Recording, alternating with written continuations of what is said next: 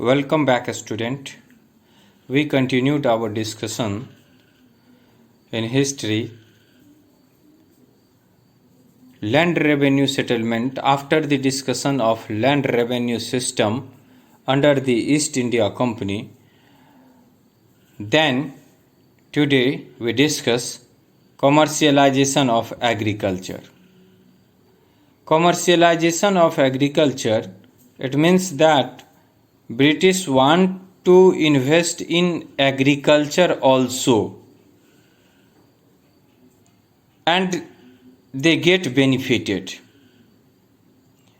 यहाँ तक अगर आप देखिएगा तो बहुत सारे जगहों पे 18वीं सदी के अंत तक अगर हम बात करेंगे तो 18th सेंचुरी के लास्ट तक कंपनी जो है वो ब्रिटिश जो है वो अफीम और नील की खेती, ओपियम एंड इंडिगो, करीब करीब 150 साल तक उन्होंने यही इनका खेती करवाया और किसानों को मजबूर किया कि कैश क्रॉप का वो ज़्यादा से ज़्यादा इस्तेमाल करें। एक उदाहरण मिलता है, उससे पता चलता है कि बंगाल में उन्होंने पटसन की खेती के लिए, आसाम में चाय और यूपी में गन्ना, पंजाब में गेहूं, महाराष्ट्र और पंजाब में कपास और मद्रास में चावल, इस तरह से ज़मीन को चुना और इन सब इस तरह के पौधों का या कल्टीवेशन का काम किया। अब आइए देखते हैं यहाँ पे कि ब्रिटिश जो थे वो कैश क्रॉप कुछ नाम दिया हुआ, जैसे indigo, cotton, raw silk, opium, pepper मतलब मिर्च, tea and sugar. Production of the cash crop enable the British to make lot of profit. ये कैश क्रॉप का इस्तेमाल जब भारत में हुआ तो भारतीय किसान को न फायदा होकर के किनको फायदा हुआ, वो कंपनी को फायदा हुआ। The brutal and exploitative, brutal मतलब अब जो है जब ये कैश क्रॉप का चुनाव किए तब बिल्कुल ही क्रूर और शोषक साम्राज्यवाद देखने को मिला। इंपेरियलिज्म, साम्राज्यवाद देखने को मिला। और क्या हुआ, वो चाइना के साथ ओपियम का चाइना से वो टी लेते थे और वो चाहते थे ओपियम के द्वारा इसकी पूर्ति की जाए। तो इसको लेकर के दोनों के बीच में एक वार हुआ जिसका नाम ही दिया जाता है ओपियम वार, अफीम युद्ध। देखिए cultivation of opium, cultivation of opium में क्या होता है कि ब्रिटिश जो है वो चाय का इस्तेमाल करते थे और वो चाइना से इसको लाते थे, बदले में चाइना को सिल्वर देते थे क्योंकि चाइना उस समय में खुद सफिशिएंट था और वो वेस्टर्न गुड्स वगैरह नहीं है।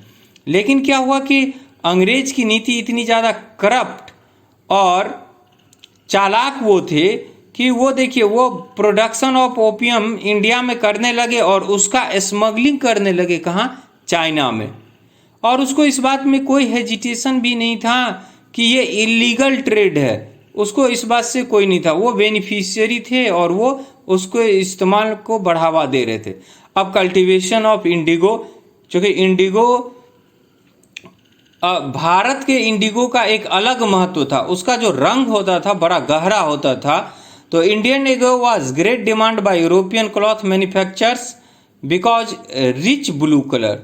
During the last decade of 18th century indigo cultivation in Bengal, करीब करीब पूरे बंगाल में इनका प्रोडक्शन हुआ। लेकिन जब हम लोग यहाँ बात करेंगे कि इंडिगो प्लांटर्स जो हुए थे वो निज कल्टीवेशन का क्या हम बोलेंगे यहाँ पे, निज कल्टीवेशन, इसमें क्या होता था निज कल्टीवेशन में कि किसान जो थे वो ठीक उसी समय में इंडिगो का खेती होता था जिस समय में चावल की खेती होती थी। तो किसान ज़्यादा से ज़्यादा चावल बोना चाहते थे, लेकिन ये कंपनी जो है वो उन पे दबाव बना रहे थे, नहीं आप इंडिगो का खेती कीजिए। इंडिगो की खेती से क्या होता था, मिट्टी की जो उर्वरा शक्ति है, फर्टिलिटी है, वो समाप्त हो जाती थी। तो निज कल्टीवेशन की अपनी समस्या थी और करीब करीब वो चाहते थे क्या कि 25% या फिर नीच के बाद आया रैयत, यानी कि एक यह नाम दिया हुआ है, ये रैयत होगा, ये गलत है, रैयत। तो रैयत में क्या था कि 25% खेती, 25% जमीन पे किसान जो है वो खेती करेंगे नील का, और बदले में वो जो कंपनी जो है वो उनको कर्जा देगा।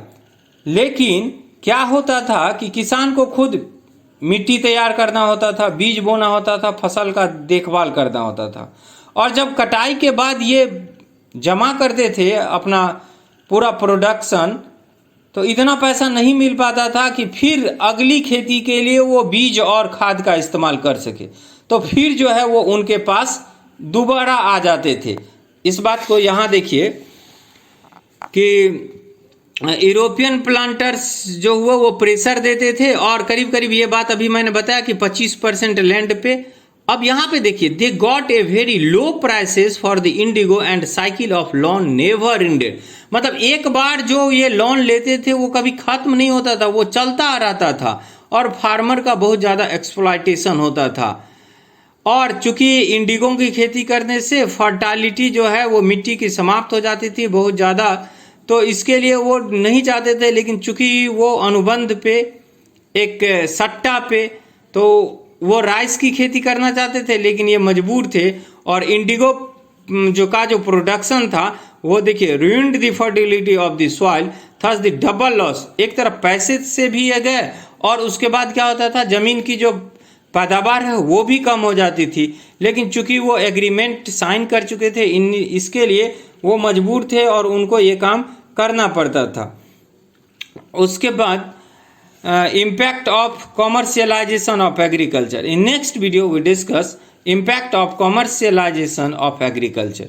Okay, thank you very much.